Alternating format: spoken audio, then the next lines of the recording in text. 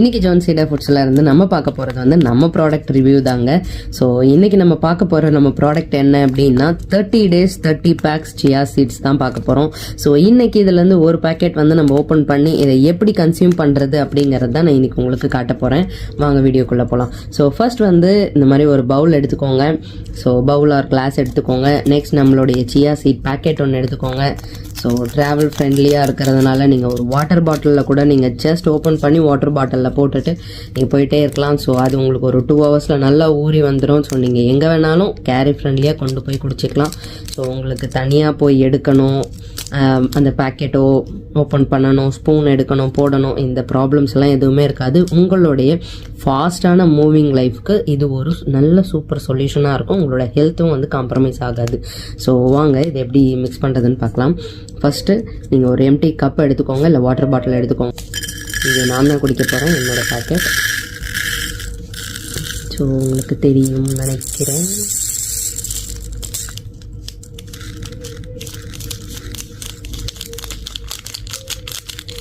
அவ்வளோதாங்க. ஸோ முடிஞ்சிச்சு.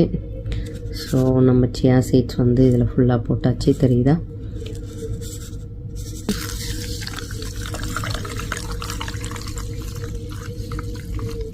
ஸோ நீங்கள் சியா சீட்ஸ் எடுக்கும்போது எப்போவுமே வந்து நிறைய தண்ணி ஊற்றிக்கோங்க. ஃபைபர் பொறுத்த வரைக்கும் எப்போவுமே வாட்டர் ரொம்ப முக்கியங்க.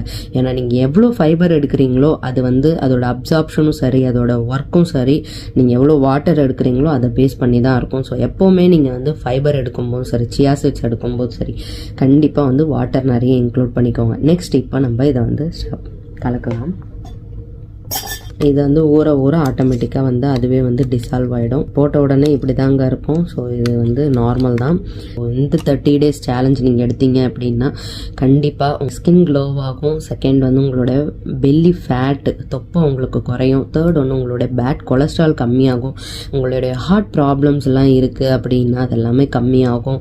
ஸோ உங்களுடைய நர்வ் அண்ட் நல்ல ஆன்டி ஆக்சிடென்ட்ஸ் இருக்கிறதுனால இது உங்களுடைய பிரெயின் ஹெல்த்துக்கு சூப்பராக இருக்குங்க.